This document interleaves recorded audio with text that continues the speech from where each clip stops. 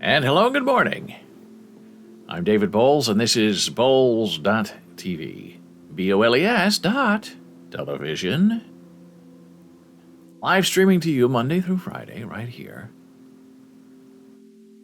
on Boles TV. Video on demand is easy to find, too. It's BOLES.LIVE. It's Boles.live. Oh, we have a lovely day in New York City. We are currently at sunny skies and 59 degrees.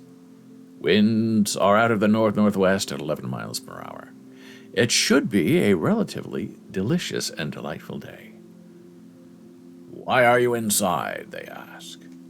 Because I'm inside and not outside.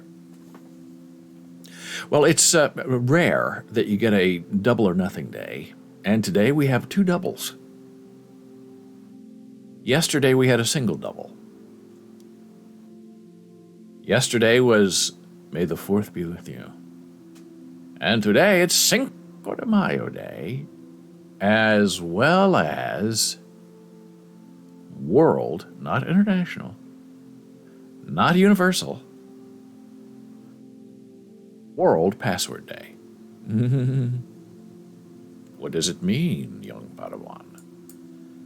Let me try to show you. Here we go, Cinco de Mayo. So you go to Google, Cinco de Mayo. Yeah. It's a celebration, okay? And I admit for most Americans, I don't think they have any idea what Cinco de Mayo is, except for the fact that it is probably this in their mind. Mexican restaurants, having Mexican food, and drinking a lot of alcohol. And Google kind of supports that. Look. Cinco de Mayo. These are the names of restaurants. In Union City, in New York. 5 de Mayo in Newark. So, it's all about food and celebration.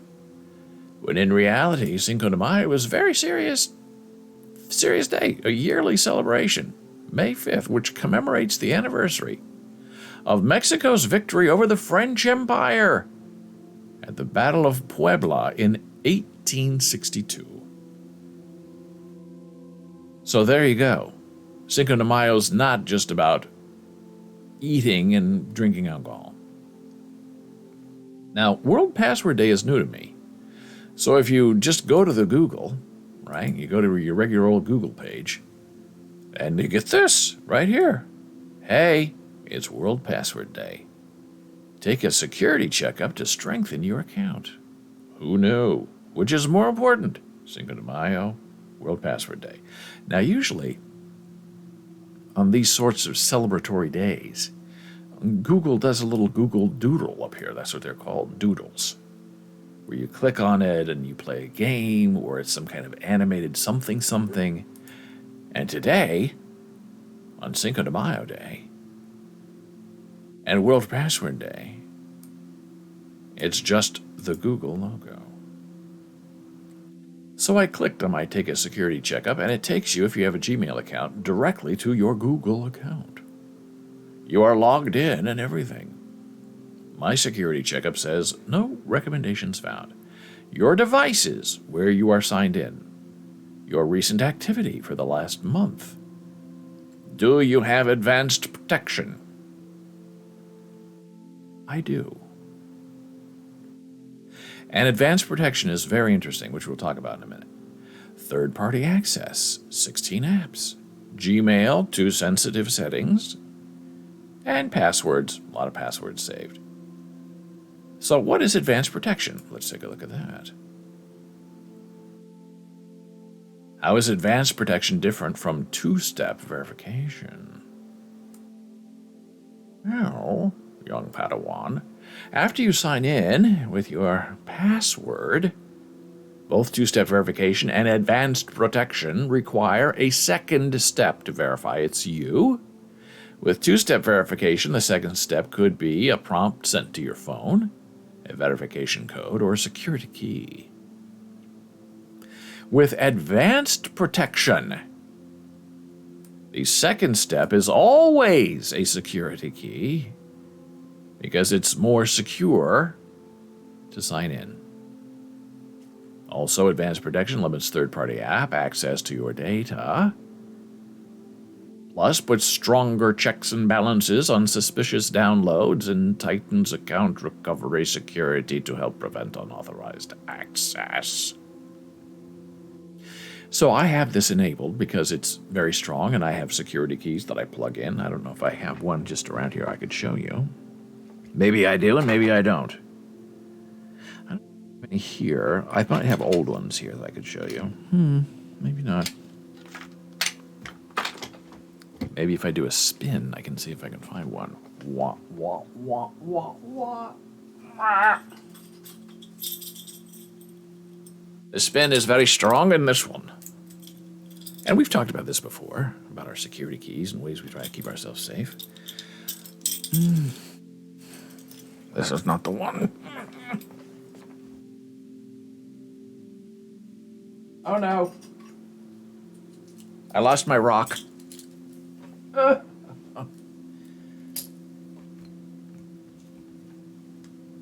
This is my beautiful rock from the delightful January, and I have it holding down on my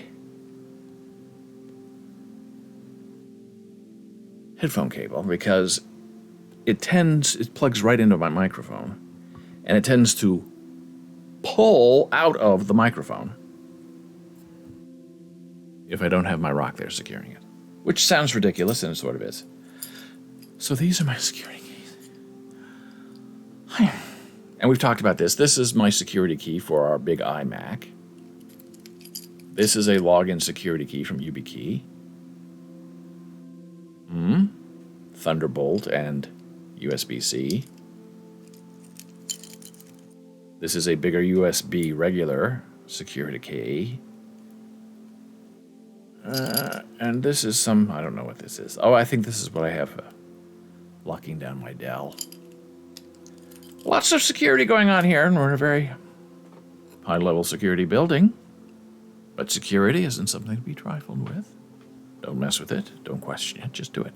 So the one thing that's interesting about advanced protection is if you go in and set an app password for use, let's say, with Apple Mail or a third-party email system on your iPad that is not the Google, that's not allowed. So if you have like a Google account from your work or university and you want to add in your advanced protection email account and be able to send mail on that account, you can't do it with advanced protection enabled.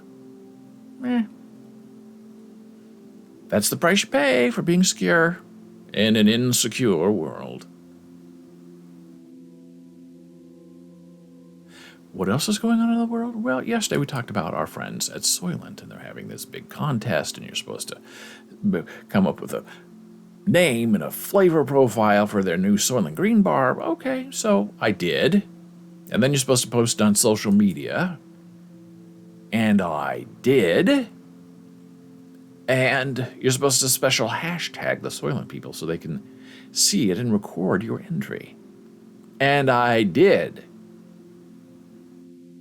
However, interestingly, the only place that Soylent acknowledged me, if I could find it. Oh, I'm liking my own piece. I can't do that. See, I'm not very good with Instagram because I never use Instagram. Oh, I did like my own article. How do I get this to show up?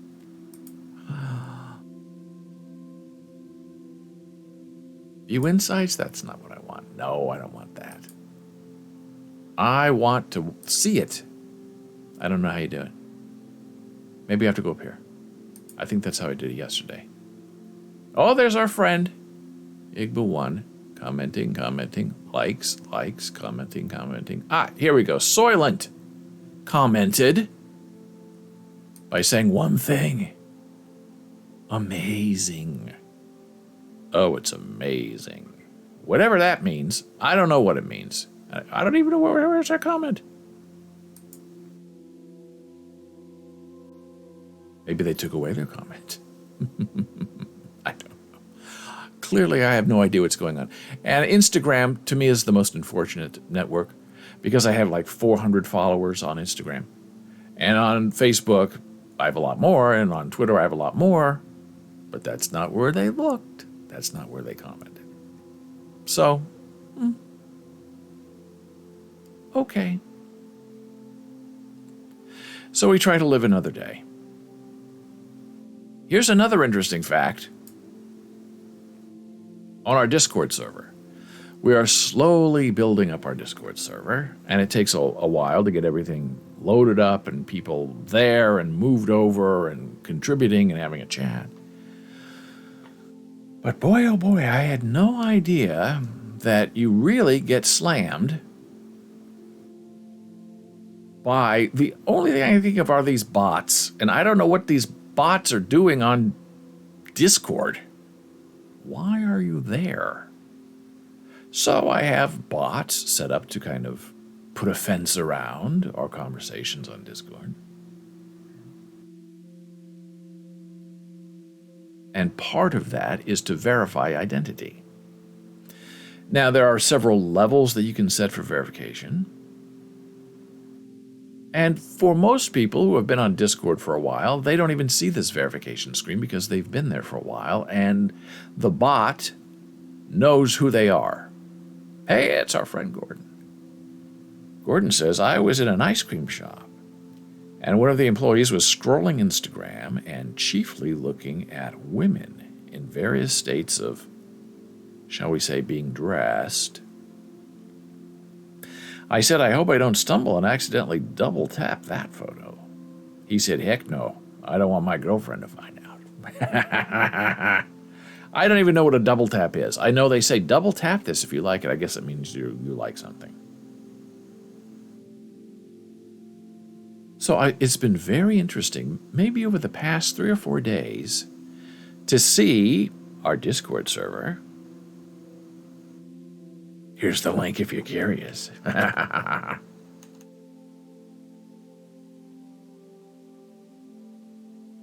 Is to see all of these bots showing up, suspicious account detected. Okay, I like that.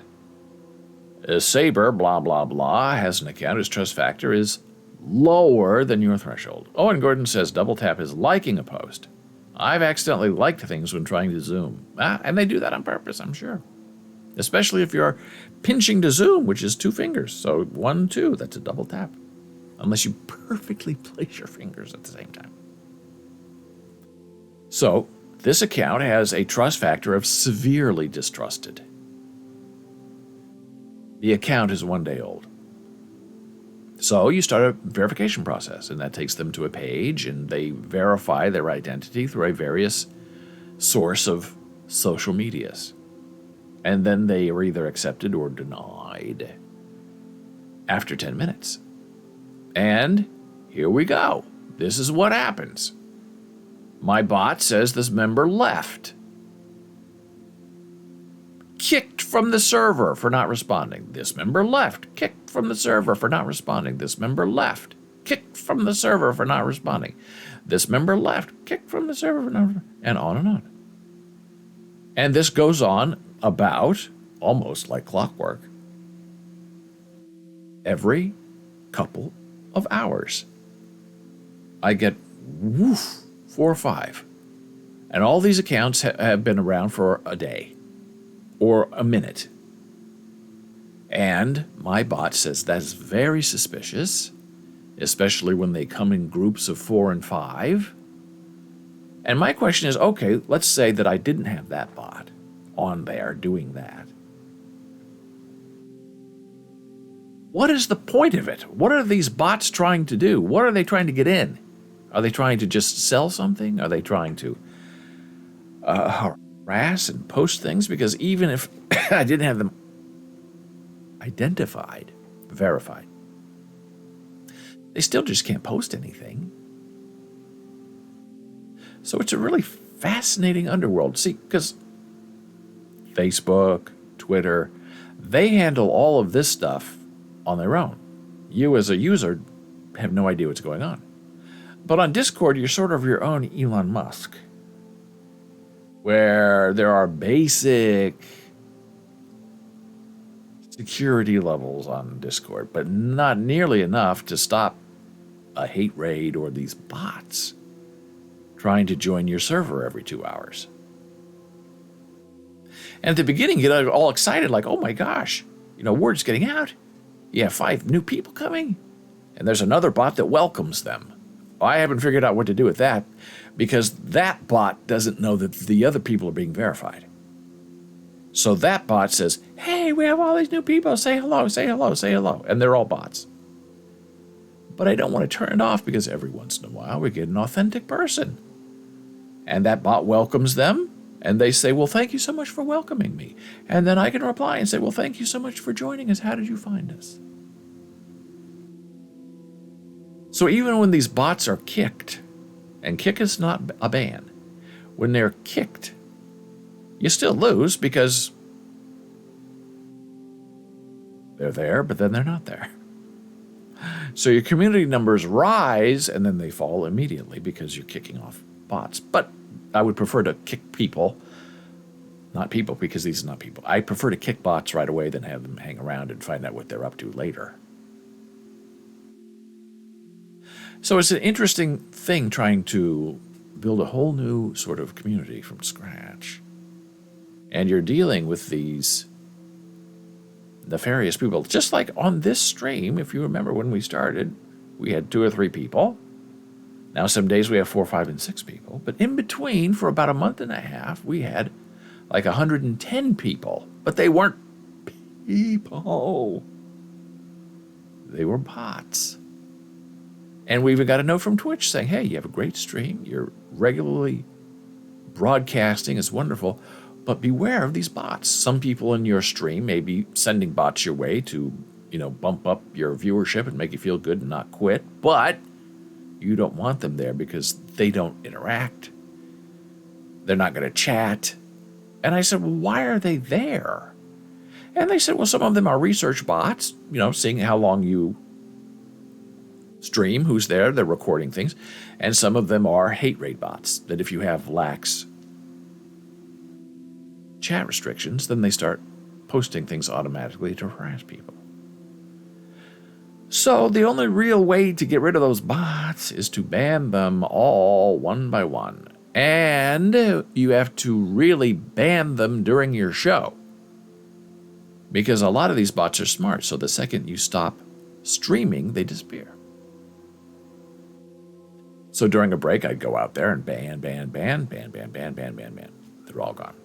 And now we have like 3 or 4 or 5 bots that show up every day. They never say anything. I just let it go because I'm too tired. But the difference between a kick and a ban is you can never come back. On Twitch, you can ban, for a day or 2 or 30 days, and then they can maybe come back. But on Discord, you ban, they're out. But on Discord, if you kick, they can come back, which is good when you're trying to identify people. So you're not banning them. You can if you want to. But the default is kick. Now, can they keep coming back and back and back and getting kicked and kicked and kicked? Yes. But that's what the bot is there to do, that's why it's called alt-identifier. For people who create alt accounts because their main account got canned for some reason. So if you decide you're busy or you can't do the verification process right there, you can try again the next day. Because you're not banned, you're just kicked in the face. Now, speaking of getting kicked in the face, I like information, and information today costs money. Now, the New York Times, if you want to subscribe to the New York Times, there are ways you can finagle a subscription to the New York Times that is $4 a month. They charge you every week $1. Oh, it's promotional, it ends, all of that, very true. But if you know how to speak to the subscribing people, after a certain amount of time and churn, they will just let you have the $4 subscription forever. And it's digital. I don't get the paper. It's digital, and I like it. And New York Times is doing very well. This Wordle purchase that they made has sent millions and millions and millions of new subscribers to their website. Now, the Wall Street Journal is another thing entirely. I've always enjoyed reading the other side, because you really have to have two. You have to have New York Times on one hand and the Wall Street Journal on the other, just so you get two interesting, scientific, thoughtful points of view. And the Wall Street Journal has always been like $78 a month, just for digital only, which is ridiculous. Never pay that. But every once in a while they have a special, and then it's only good for 3 months, and you have to cancel. So the Wall Street Journal, about 6 months ago, had a super special that they emailed me and said, hey, we want you, here's a digital offer for you. $8 a month, which is double New York Times. But $8 a month, okay. Now, Jana has a free subscription through her school to the Wall Street Journal, which I didn't even know we had. But we have it now. But, so paying $8 a month. Okay, $8. And then I get an email yesterday saying, hey, Wall Street Journal here, you know that subscription that we gave you? And they told me it was for life, because they were tired of, leaving, coming back, leaving, coming back. It's just cheaper for them to say, look, you've been with us for a long time. Have $8. And that's what they told me. Just like New York Times. They were matching New York Times. And then I get an email saying your monthly price is going up to $38. And I said, that's just ridiculous. Especially now that we know we have Jana's free subscription. But the Wall Street Journal makes it so difficult to cancel. You have to actually call them and speak to them on the phone. So the trick is, I've learned from people online, that the state of California requires that any company doing business in the state of California must allow an online option for canceling your subscription. They can't make you call in. And they say, though, if you don't live in California, use a VPN, log in through California. The website will read you're coming in from California, and then they will put up a special page for Californians that allow you to cancel online, which it should be for everything. So yesterday I tried that. And it didn't say we see you're coming from California. It said, well, if you would like to do your consumer subscription issue via SMS, just give us your phone number and we'll verify you and we'll talk to you in SMS chat. So I thought, oh no, that's clever.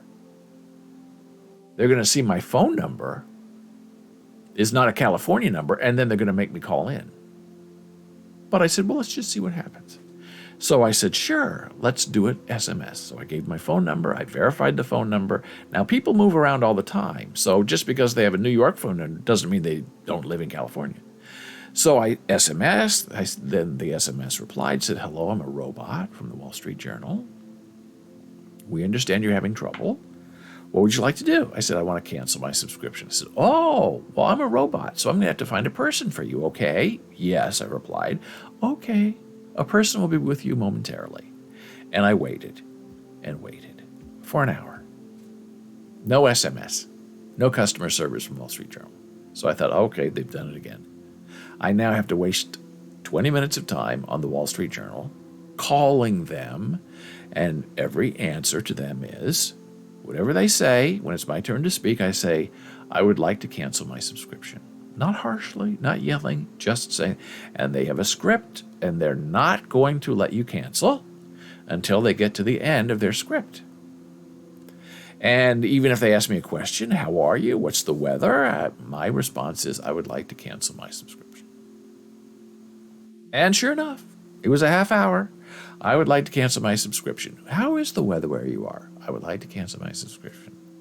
Oh, sure. Oh, we see you've been with us for, 8 years, and you're paying $8 a month. I'd like to cancel my subscription. Well, we have a special going on where we could give it to you instead of $38 a month, we could give it to you for $19 a month. I would like to cancel my subscription.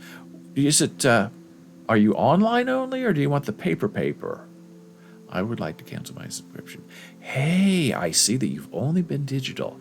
We have a special hidden version for you where we could give it to you for what you're paying now, $8 a month. And I knew they told me this 6 months ago. That was my lifetime price. And I said, I would like to cancel my subscription. They said, well, we'll give it to you $8 and we'll give it to you for the next 6 months. And then you can call in again in 6 months and we'll see what deal we have for you. I would like to cancel my subscription. But why would you want to cancel your subscription? I'm giving you exactly the same price you've been paying for the last 6 months. I would like to cancel my subscription. Because I don't want to go through this every 6 months. I don't want to waste 20 minutes of my time going through this with them. Well, if you want me to cancel your subscription, then you're going to have to tell me to cancel your subscription. I would like to cancel my subscription.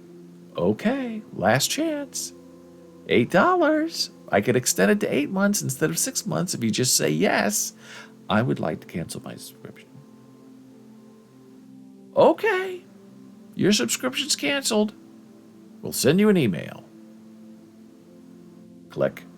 Hung up. Done. 2 minutes later, hey, we canceled your subscription. 20 minutes of my life wasted. I thought I could come from California and cancel it online and be done in 10 seconds. Like you can with 99% of subscriptions you have, you can cancel them online. But not the Wall Street Journal. They're not going to let you go. And I am quite positive in a couple of weeks or 3, I'm going to get a $4 offer to restart my subscription. And they're going to tell me it's a lifetime number. But now I know they've burned me because it's not. The New York Times said $4 is lifetime. And they meant it. And the Wall Street Journal lied to me. And now that I know we have a free subscription through Jan Marie, I don't have any use for them ever again. But just the fact that 4 or 5 years ago, they were charging $80 a month for the same subscription that they're now selling to some people for $8 a month. So where is the value? Is the value in the person or is the value in the subscription? Interesting questions. And now, it's time to take a blood pressure break and run some ads. So we're in charge and the machines are not in charge.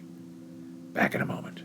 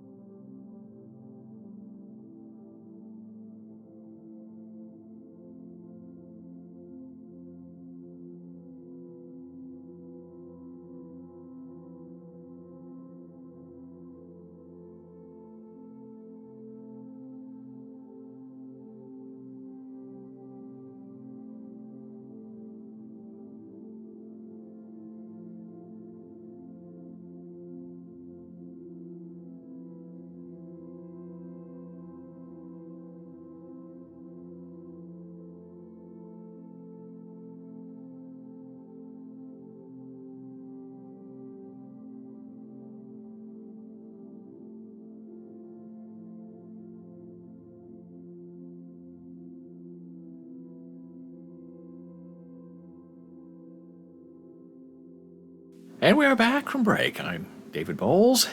This is Boles TV, BOLES.TV. Monday through Friday, 9 a.m. Eastern.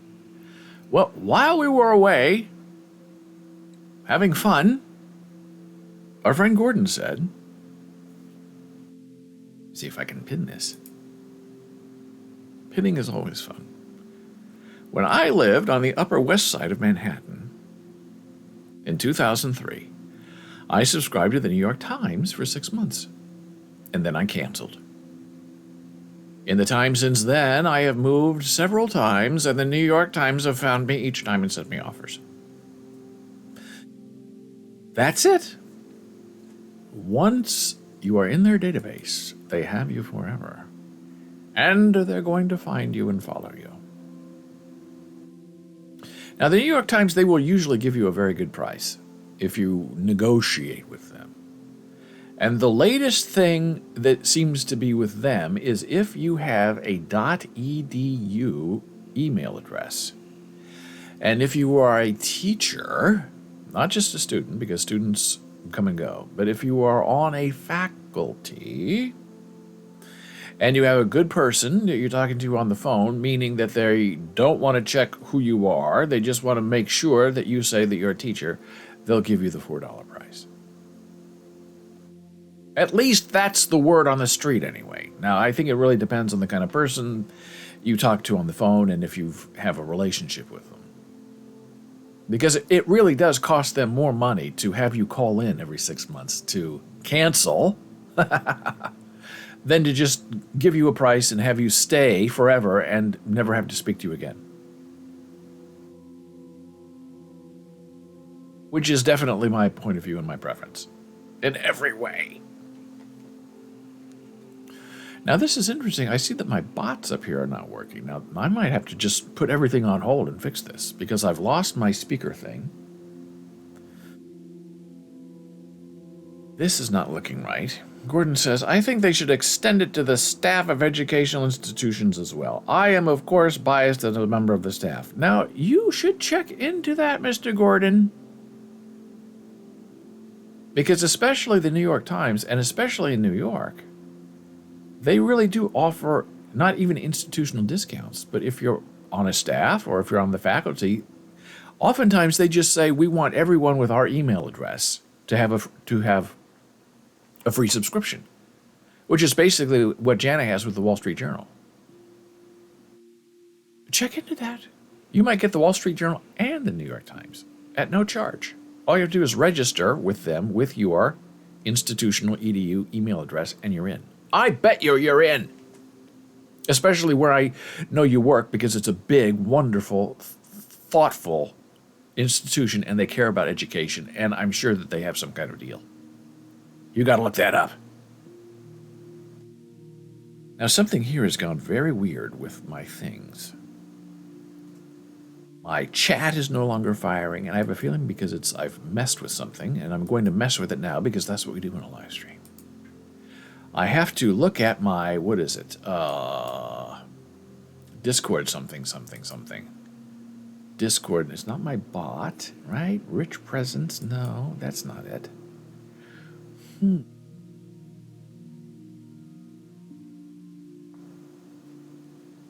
I'm not sure what that means.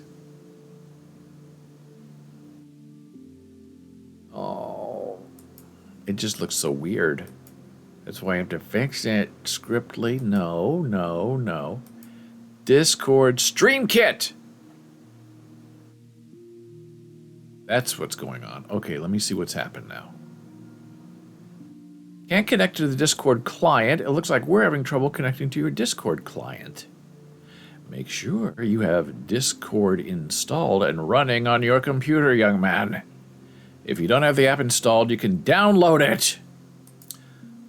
I have to select a... Oh, this is getting weird. Chat widget. Oh, it's all offline. The Stream Kit's not working. Oh, probably because we're in streamer mode. Let me see if I can turn that off. It's okay.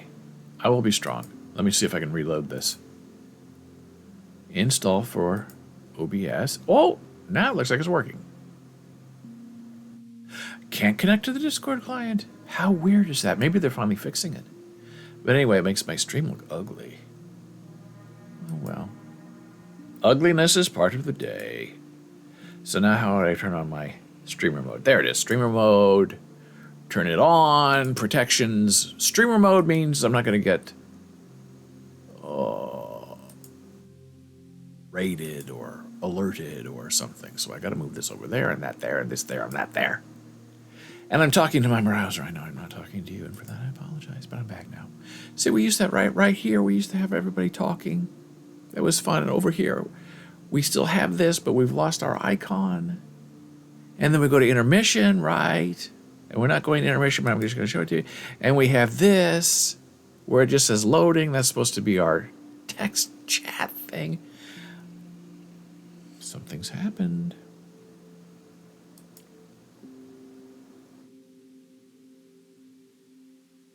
These are not the benefits of a live stream. These are the problems of having a live stream. And Gordon, don't stop at Wall Street Journal, and don't stop with New York Times. I'm telling you, knowing where you work, Financial Times, I bet you have a lot of offers for free stuff you don't even know is there. And I would not call yourselves faculty. I would not call yourself staff. Call yourself faculty. Faculty support, faculty something. If you have to prove yourself. But if you're on the network, and I know you are with a VPN, you're going to be able to take advantage of a lot of stuff. You're going to get a lot of free stuff. As you should.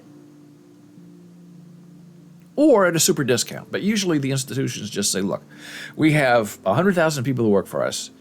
We want to buy 100,000 subscriptions, so anybody just let us in. And they pay a big fee to these institutions like the New York Times, Wall Street Journal, and then you're just in. It's fantastic.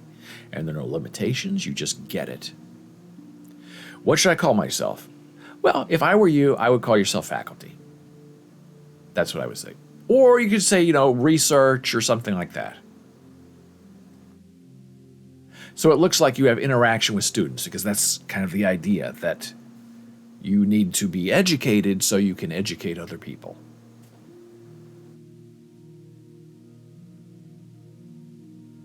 I mean, I'm sure they think, people who clean floors, which Gordon doesn't do, but they don't interact with students in that kind of role, so therefore we're not going to meow, meow, meow.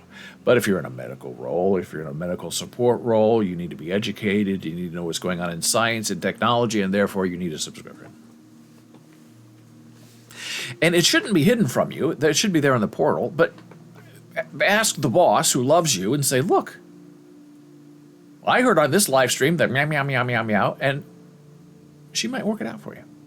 I interact with students. I tell them they've called the wrong office. It's good enough. And really, these people, if you have to talk to them on the phone, but I don't think you will because you're institutional. So you're just going to sign up with your email address, and they'll clarify, confirm it, and verify it, and then you're in. But the people on the phone, they are paid a lot of money to try to get you in. So you say, yeah, I deal with the students. Okay, $4. Okay. They don't care. They don't want to check. And some places say, well, they check. That's why if you're a student, you have to be careful, because there are databases of active students that they check, and if you're not in there, then they violate you and you're not a student. Because they knew students come and go. But faculty, staff, teachers, they know they're there and they hang around. And they know that most people who have an active EDU email address are probably with that institution, because they're not really using it as a workable email address, even if it's an alumni email address. And sometimes they don't care. Oh, you went there and you're an alumni? That's good enough. You're in. Like even at Nebraska, they have very deep ties with Microsoft. And if you're an alumni, you get all the benefits of being a faculty and being a student. Columbia is kind of the same way. So you're in a good area. And lots of fun and interesting things should be coming your way. Sometimes on this stream we talk about being faked out, usually by our eyes. And here's another one that faked me out for a very long time, and even faked out my favorite monster, Janet Marie, Sweetheart Baby Kitty. And maybe you've seen this before. I have not seen it before. Usually they're optical illusions of two boxes moving, and they're not moving. They're just playing with the line, and we investigate. That's very interesting. This one confused me. This one is camouflage. So you're looking for things that are camouflaged. Okay, give me another hint. And it's harder to do here because we can't really play with it. But you have to really blow it up in order to see what's being camouflaged. So the monster said, where is it exactly? And I said, it's not on the ground. Hey, Mr. Gordon says, did I tell you that your blog about the benefits of being an alumni was how I found out that due to a weird technicality, I had not received my BA from Rutgers, the State University of New Jersey. Fortunately, a couple of emails set it all straight, and they granted me the degree. Now, that is very bizarre. I do remember that story. And it never made sense. Did they never give you your diploma? Is that what it was? Because as far as I thought you knew you had graduated, but the university, for some reason, said you had not graduated. Which is very, very, very bizarre. And there are some universities that if you owe them money, especially these elite institutions, that they will hold your diploma and not give it to you. Okay. Even though you finished all of the paperwork, you have all the grades, everything's done, they will not give you your diploma. And then if you have to delay, like you have to pay back in installments or pay the institution, they will not backdate your diploma to the date that you finished your coursework. They date your diploma the day that you pay off what you owe them, which is horrible. Gordon says, I had finished a class, but for some reason it was marked as incomplete. But it was marked as incomplete in error. When I was supposed to walk the stage, I was in Israel. So I just presumed that all was well. Wow, that's very interesting. And very confusing. When I was teaching and in school at this one institution, someone on the technical staff went in there and stole my email address because he wanted it for him. Sound familiar? Wanted it for himself. And so for about half a day, I saw all of his records, and I guess he all of mine. And Gordon says it was their error, the diploma was backdated. That's very, very good. I'd say, look, if someone can't pay, and they finished the work 5 years ago, and then they finally pay it off in 5 years, the date of the diploma is when they finish the work, not when they finish paying off their debt. Ugh. Makes me so angry. And this isn't even me. This is a friend of mine who fought and should have fought harder because it doesn't make any sense from what they said. But some people just say, look, I don't care. Give it to me so I can get on with my life. And so I contacted technical support and I said, look, someone's messing with my email address. Oh, no, there was no one messing with your email address. I said, I have screenshots that someone took over my... No, it never happened. They just don't care. So hiding in this image is something that is camouflaged. And the hint I gave the monster is it's not on the ground. Okay. So you really can't see it. I mean, I can see it now because I know where it is. So what you're supposed to do is zoom in. So we will zoom in a little bit, and it should help you quite a bit. There we go. We have zoomed in as far as we can go. If we were on a Mac, we could zoom in a lot more. But on a Windows, it's you zoom once and that's all it is. It's over. So this is as close as we can get in this shot. And the camo stuff is right in the middle of the screen.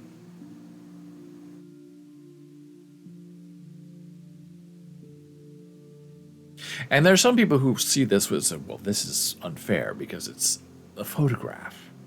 Of course it's camo in a photograph, but in real life it wouldn't be camouflage. Okay. But the point of what we're doing is we're looking at a picture and we're looking at camouflage. Stop changing the rules. And that was always an interesting tactic with blog commenters. A long time ago in a galaxy far, far away, you would write about one thing and they would change your argument to fit what they wanted to answer.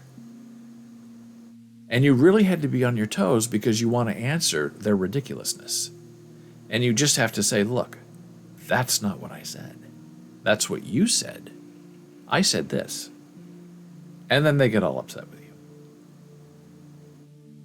So we're not talking about if these things are moving, or if there's radar, or if you're in a Jet 2, they're not camouflaged. The point is, we're looking at camouflage. And they are here, a series of airplanes. There's one, there's one, there's one, there's one, there's one, there's one, there's one. So you look at these, and then the conversation changes into how many airplanes are there? 6. No, there aren't 6, there are 7. Well, I blew it up even more. There are actually 8. And then the conversation goes on and on and on. And finally someone says, no. There are 9. Impossible. I count 6. No, really, there are 8. There can only be 8. Ooh, my light is flashing on and off down here. And this is the 3rd time it's done it today. And I don't know why it's flashing like that. It's probably getting too hot, but it should be behaving better than that. So what I did last night, I made us another copy of this, and the people are right. There are 9. And I circled them all. So here we go. No more camo. So here's 1, 2, 3, buckle my shoe, 4, and this is where people get tricked because you have to look at the tail. The tail is what shows you where planes are. Here's one tail, and the rest of the plane is hiding behind this plane with this tail. So this is where people get confused. And this one you can see, this one you can see, and this one you can see. So altogether, 1, 2, 3, 4, 5, 6, 7, 8, 9 airplanes camoed. And from this angle, in this photograph, very, very interesting, very effective, and sort of frightening. But then the plain people will say, oh, it's not camo at all.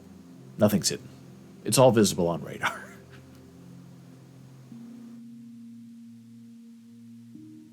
We're not talking about radar.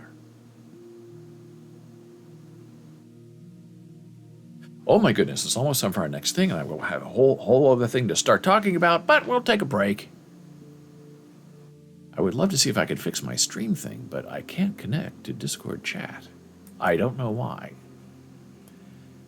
And it is the stream kit that's giving me a hard time. That is very interesting. Got to figure it out, but not now. I'll do it after the show. Right now, we're taking our break. We will return in a moment.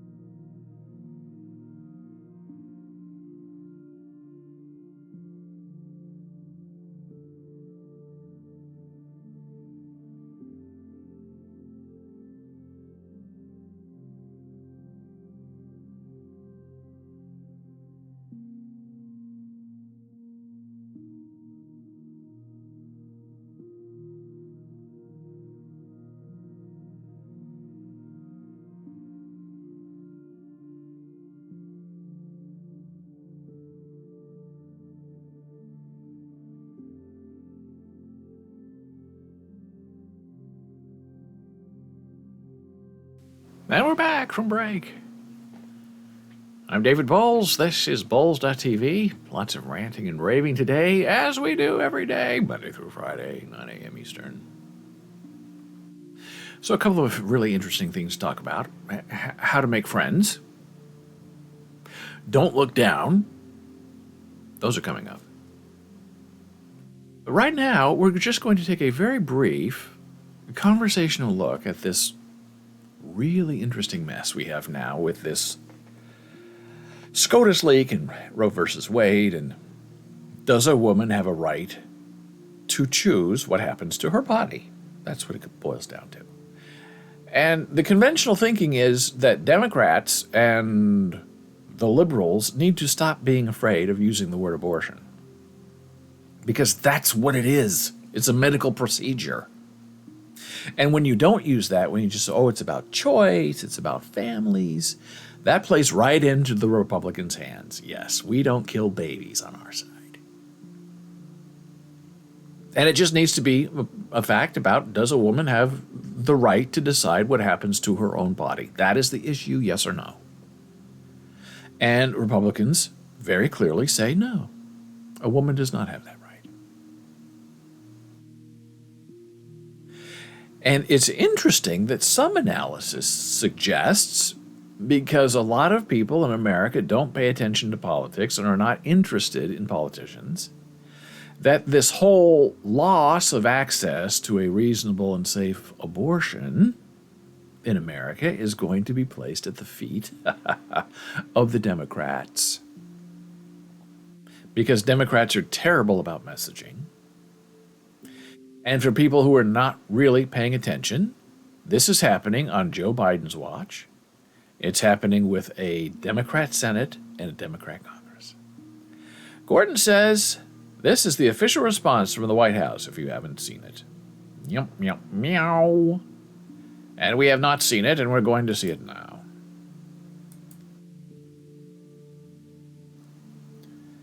By Mr. Joe Biden, President of the United States. We do not know whether the draft is genuine or reflects the final decision of the court.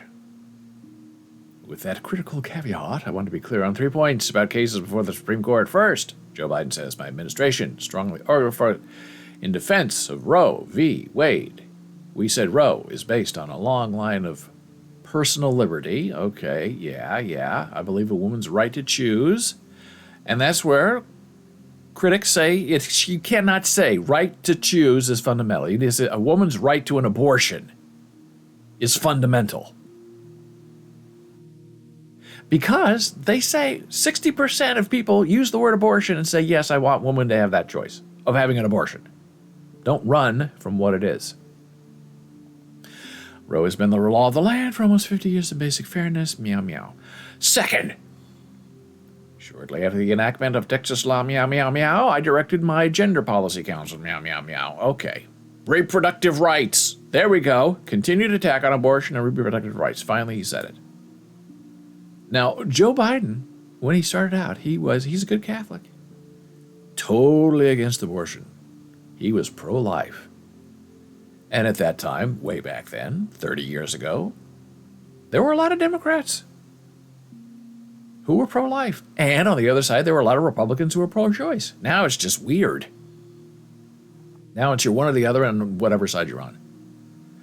Third, if the court does overturn Roe, it will fall on our nation's elected officials, blah, to protect a woman's right to choose. That's they say. Don't say woman's right to choose, woman's right to an abortion. And it will fall on voters to elect pro-choice officials this November. Meow, meow, meow. Nothing they can do about it. Ridiculous. It's a statement that says nothing. Although I do like, you can contrast, beautiful. And I do like this. You can make the text size bigger. I love that. Should have done that right away.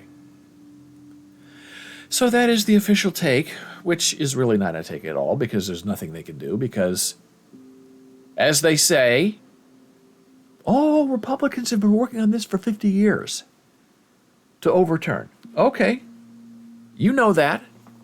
And what have you been doing about it? You know they've been scheming and plotting for 50 years to get rid of Roe. And what have you done in response?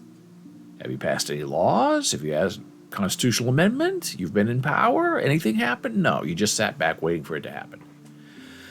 And that's really the most interesting thing in this whole big mess. Is when conservatives get their way, they don't stop at one thing. They go all the way. And if you've been paying attention, you know right now that the Republicans, the anti-abortion people, want, for the next 50 years at least, and beyond probably, a complete and total reversal of Roe. They are not going to allow, if they are the majority power, to have blue state oases. They're not going to allow California, Connecticut, Colorado, New York to be abortion safe havens. They're not going to allow it. They're going to pass laws that outlaw abortion 100% federally. And that is a threat. And they've said it. And what are people going to do about it? Nothing. Until, of course, it's too late and it's going to take them 50 years to pack the court in their way and meow, meow, meow, and all that. But here is really an interesting analysis from the New York Times that I read this morning. It was a roundtable discussion, and I really hate reading those roundtable discussions because it's a lot of posturing and, oh, I know this and you know that. But it ended very interestingly, and I'm going to share it with you right now. Jane Coaston said this: I'm so interested in how Republicans are using this moment, this leaked moment of Roe being killed, aborted, if you will. I'm so interested in how Republicans are using this moment to respond to cultural trends with politics. Now, that's a very, very interesting statement. At a certain point, you, Republicans, can't just make everything you don't like illegal. And that's precisely what they've been doing and what they're trying to do. If they don't like it, if it goes against their morality, nobody can have it. It's not enough for them to say, I don't want that. You do you. They don't want that. If I don't like it, if I can't have it, you can't have it. If you do continue to keep doing that, people, not necessarily Democrats, but people, regular people, will respond poorly because legally that's questionable. That's morally questionable too. And she goes on. Apolitics, that's I just don't want anyone to do something I don't like, is going to make people mad. And I agree with that. I think that's very insightful. And that, as it appears, is now the GOP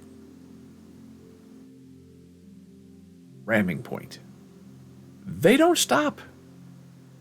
They push until they feel they win, and then they push you again to make sure you don't get up. She continues, I'm not sure what's going to happen in the midterms, but those trends of conservative overreach speak to an idea. If Republicans have control of the Supreme Court or the House and the Senate, will they still be thinking, why are people not more like us? Why are people not doing what we want? And liberals can see that Democrats right now have perceived control and are saying, why can't we do anything? We have nothing. Both sides screaming at each other, you have everything and we have nothing. And she finishes, that's a really bad state for our politics to be in, because it means that no one takes any responsibility for anything. That's what makes me worried. That's right on point. And that's where we are. And what's going to happen? Nothing's going to happen. It's just going to be that way. Two sides hating each other for all of eternity. And now that Trump is emboldened by this ridiculous J.D. Vance victory, it's only going to get worse. It's all very disconcerting. So they're striking down Roe, and then the next step is they want total and complete control of a woman's body. That's the end game. And they want federal control of it, too. You can't have states carving out rights for women. Oh, no. That won't stand. And to that I say look out, because now you're waking a very tired but sleeping giant. But it's going to take more than just marching in the streets. That's not going to do anything. So now we're going to talk about don't look down, which is what I'm calling this next phase of our discussion. I have a friend who is a super in a building, a superintendent. So he runs a big building. And he is unfortunately going through a very rough time personally. He is divorcing from his wife. He has shared custody of his beautiful young daughter, who I believe is 7 or 8 years old. And the soon-to-be ex-wife lives 2 blocks away from him. So, unfortunately for the child, it's 2 days there, 2 days with him, 2 days there, 2 days with him. It's shared custody. And I told him, it's wonderful how you are remaining in your daughter's life. And she has that sort of male parental affection that is very important to a young woman growing up. Because if a young female child doesn't have that kind of affection from her father, the pure kind of affection, they go out and find it somewhere else. On the street, in class, in schools, and extended boyfriends, it becomes a very sad state of affairs very quickly. And he accepted that and said, yes, I understand what you're saying, and I love up my daughter every chance I get. Wonderful. Then we got into a weird little area where he said, oh, and by the way, I'm teaching my daughter how to spot a good man. I said, "Oh, that's interesting. What are you saying?" And I am teaching my daughter, he said, there are 2 kinds of men in the world. Okay. And you only want one or the other. Okay. Keep going. And I'm sensing he's going to dig himself into a hole, but he's not digging himself into a hole because this is what he believes. So I'm just being quiet. I'm not saying anything. And he says he teaches his young daughter right now how to know if a man is a good man or not. And if you look down at their shoes, you will know. Okay. And he said, continuing on, you look at Daddy's boots, talking to his daughter. Daddy's boots are dirty. Daddy's boots are filthy. Daddy is a super. Daddy works with his hands. Dirty boots means a good man, hard worker, good provider. And then he said, I don't want to be, discriminatory or prejudicial, so I also tell her to look down and look at the shoes of people that you meet, and you'll know if they're good people or not. And if you look down and you see boots, good person like Daddy. If you look down and you see shiny patent leather shoes, that is also a man that is good and that you would want to marry. Because that means he has a good job in an office and he makes money.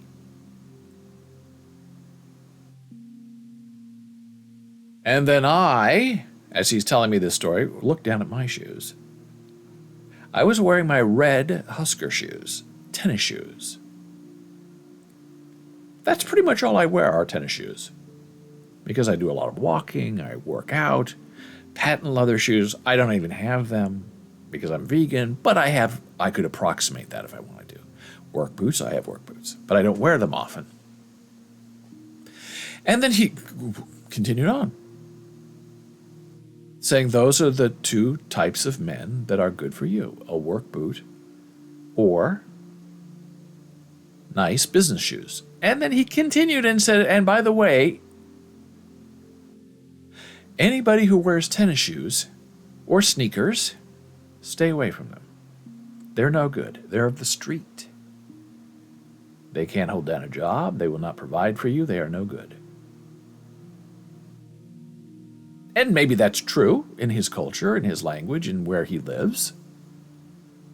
Suggesting sort of, that people who wear tennis shoes are criminals because they're either selling drugs or running from the police. That was the implication he was kind of giving. And he is Spanish, if that matters. I don't think it matters, but that's his culture, where he's coming from.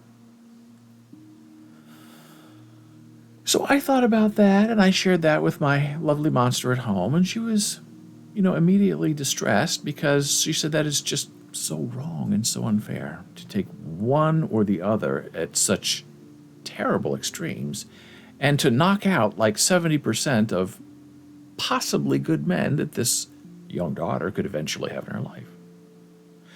Gordon says our friends at Moo Shoes, I think you told me about them. Oh, yes, I did a Moo Shoes review in Boles blogs. In New York City, have shoes that look like patent leather, but they are vegan. Yes, and I have them before. They have beautiful Italian shoes, very expensive.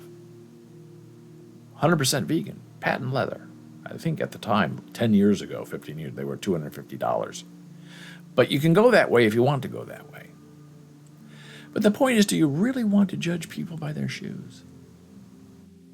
To find a husband. Now, I know that they say if you're a bouncer at a bar, you look at the person's shoes.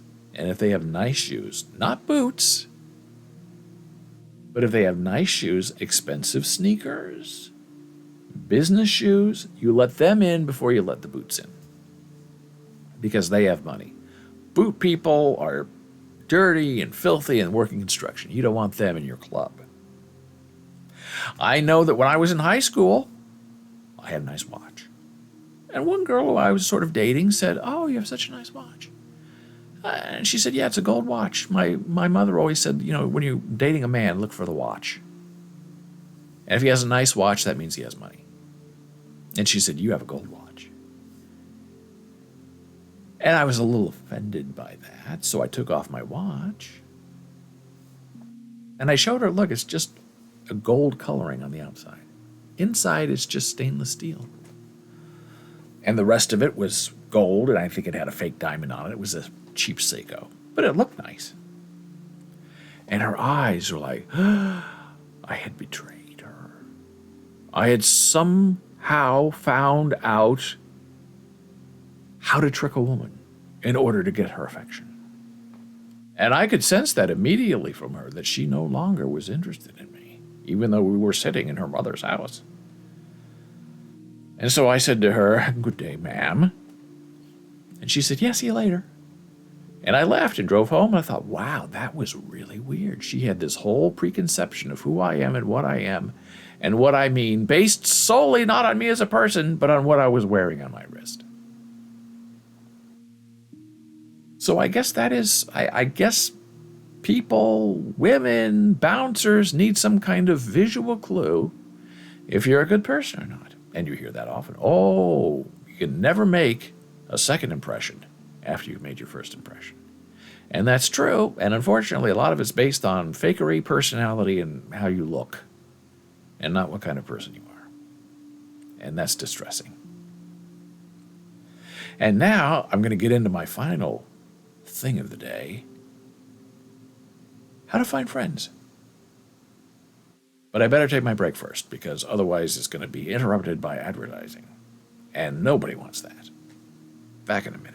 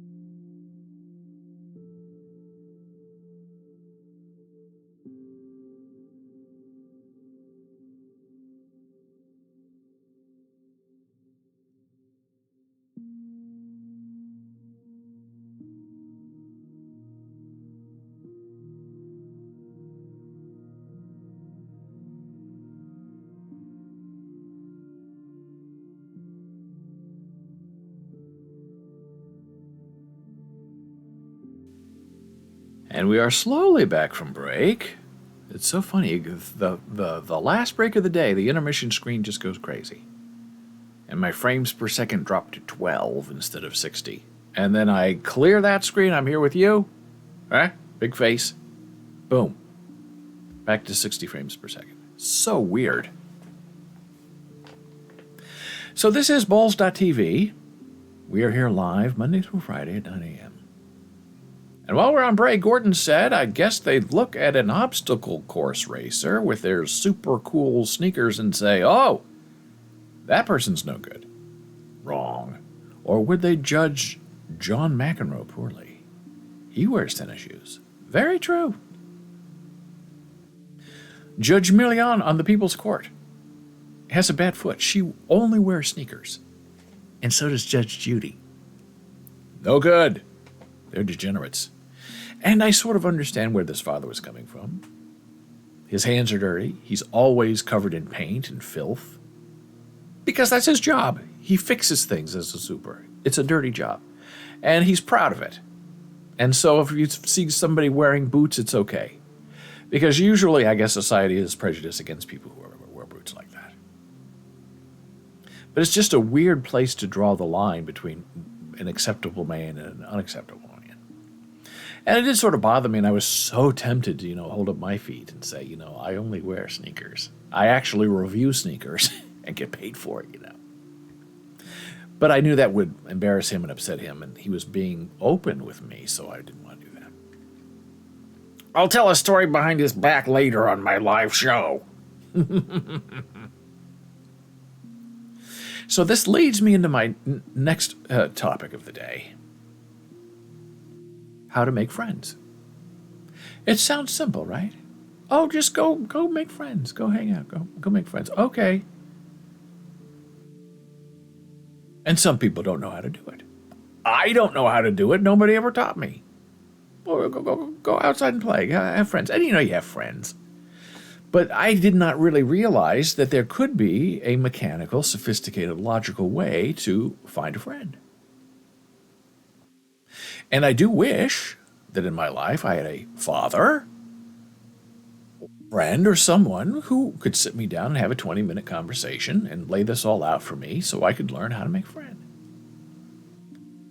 And I discovered this by watching Twitch, a streamer. And I've talked about him before. He's my favorite streamer. He goes by the name of Dean Watson on Twitch. That's the name of the character he plays. Is that his real name in life? I don't know. But he does work for NoPixel. And so he has god powers when he plays the game. He can bring in trucks and create cars and pay people and fly through Grand Theft Auto at will. And he plays different characters. He plays a cop. He plays a businessman, all kinds of different roles. And he usually starts like 11 a.m. Eastern and then goes until like 5 p.m. So I'm done with this show. I watch Dean. And he's British. Very calm. I think his channel is DJWT, something like that. Very calm. Never gets upset. Laughs a lot, but never raises his voice. Never really gets angry. So I admire that right away. And usually for the first hour of his show, he is not even role-playing. He gets into his car, and there's really nobody playing Grand Theft Auto at 11 a.m. Most of them are kids, they're in school, or if they're sort of adults, they live in California, because that's where they all live. So they don't really get on until like 2 p.m. Eastern. So for the first few hours, he's just kind of, meeting people once in a while, but for the first hour of his show, he just gets in a car, drives around, and talks to his chat. And chat, for those games, tends to be very young. And sometimes they ask him questions about the game and about growing up, and he answers their questions. It's really quite refreshing. And the other day, someone in chat said, I'm lonely. I don't have any friends. I don't know what to do. And other people in chat were saying, well, you're here with us. We're friends. You can be our friend. And I said, yeah, but you know what I mean. I'm talking about my real life, not my own online life. And Dean took it up. He said, I'm going to teach you how to find friends and make friends. So I like, what? On Grand Theft Auto? So he pulled in Microsoft Paint into his screen. And he said, look, I'm from England, and I've lived many places. I lived in Los Angeles. I had to make friends. Then I moved to New York. I had to make all new friends. So this is what you do. And then he started drawing stick people. I'm not going to repeat it exactly because I can't do it as well as he did. But he basically drew like 5 different kinds of people that you would meet at work. Now you can apply this to school or a boys club, Boy Scouts, Girl Scouts, whatever. But he was talking about in a work life, how you find friends. If you have to move to a new, strange city, how do I find my friends? Some people do it through the church. Some people do it through school, fraternities, sororities. He was using the work environment. And he said, so you have this type of person, the introvert, the jokester, the manipulator, the gamer, the game player, and the boss and the helper. And he drew those stick figures. And then he went through and crossed out all of them. You don't want the introvert. An introvert's not going to be your friend. This. And he left 2 people, the gamer and the helper. And he said, this is what you do next. Then he drew a line from those 2 stick figures. And he said, what you do is you speak to them and you say, hey, I'm new here. I'd like to get to know some people. Do you think we could have a picnic? Do you think we could go bowling? Do you think we could go to the movies together? And if they're regular people, they'd say, yeah, sure, we'd do that. And then, this is the important part, you say to the gamer and the helper, hey, could you bring some of your friends along to this event that they're going to do? Barbecue, whatever. Yeah, sure, I'll bring my friends. And then, and all this takes time, then the event comes. And Dean said, if these people, the gamer, and you play games, they play games, so you have something immediately in common. And the helper likes to help people. If they don't bring their friends to your event to meet you, you have to cross them off. They're done. They did not help you. Find a friend. Because Dean says the friends you want to have are not the friends at work. The friends that you're going to have in your new city are the friends of your friend at work. So the gamer brings 3 or 4 friends. The helper didn't, so you cross off the helper. You're nice, friendly, but you're not going out with them anymore. So the gamer brings their friends. You learn to know who they are and how you interact with them. And then slowly over time, you hang out with those friends of the gamer person at work. And then you get to know their friends, and you hang out, and you become friendly, and they know you, and you know them. And your gamer friend is at work that you say hello to. But the people that you're hanging out with regularly are the friends of this gamer, and the friends of the gamer.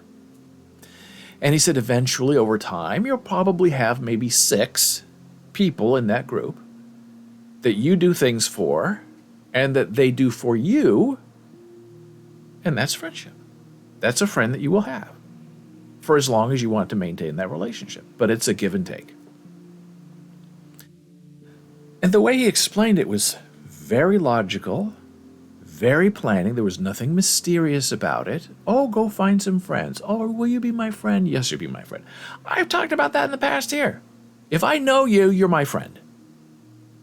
And a lot of people are offended by that. They say, no, that's not a friendship. A friendship, you do this and this and this and this and this and this and this and this and this. And if you don't do that for me, I don't do it for you. We're not friends. That's one way to live your life. I don't prefer to live my life that way. And maybe I'm a fool for that because I think I have a lot of friends and maybe they don't think they're my friend. I don't know. But I've had people in the past who say, I want to be your friend. It's like, Todd, you don't do it that way. You don't come up to somebody, I want to be your friend. That scares people because people don't know what you mean by that. Now, the Dean Watson way of just sort of letting it happen naturally but with a plan is very, very interesting to me. And that was about a half-hour conversation on his live stream. And then it's so funny because when he was over that, and they said, and that's how you make a friend. And then somebody typed in chat, now tell us how to get rich. And he laughed and laughed and laughed. And he never gave that lesson because he said, that's very complicated. Gordon says, my late father of blessed memory once told me, a true friend is one you can call at 2 a.m. and say, I need you. And they come, if reasonable. Of course, I would add, I think that's what Gordon meant. That's a very good point. As somebody said to me, look, the friend you need is the friend where whatever you did, right or wrong, guilty or not guilty, is the person you can call at 3 o'clock in the morning and say, I'm in jail, come and get me.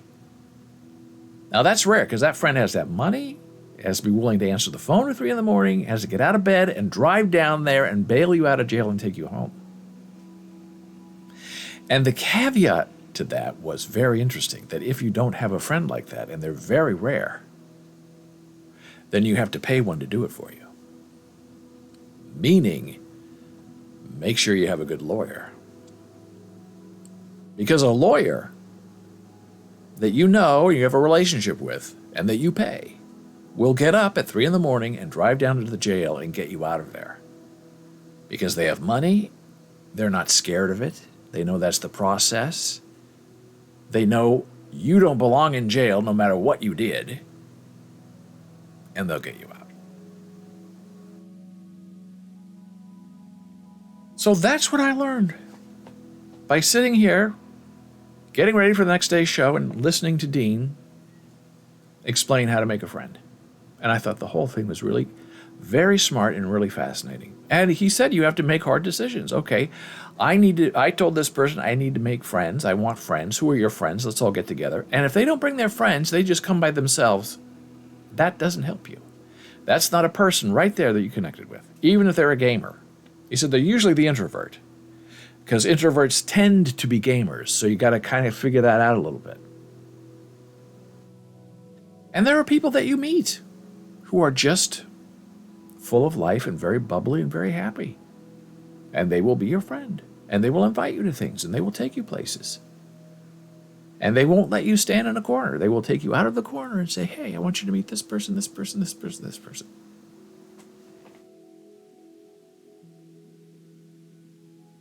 That's a good person to know. And in Dean's world, that's not necessarily the person you're going to be friends with. That person who makes all the introductions. Those introductions will be your friend, not that person. And I think his point was it's a little difficult to have that kind of friend in a work situation because work really tears people apart. Oh, we're a family. No, you're not. Oh, we're all in this together. Not really. Well, it's been a terrific and wonderful, interesting show again, and I thank you so much for your participation. We will crank it up and do it again tomorrow, 9 a.m. Eastern. If you have a question or comment, you are free to email me, david@boles.tv. You can find me on Twitter @DavidBoles, super follow to follow. On Facebook, I'm regular old Boles, B-O-L-E-S, that's the business page. On Instagram, it's Boles Books. On TikTok, Boles TV. And if you're interested in our Discord server, here's the link.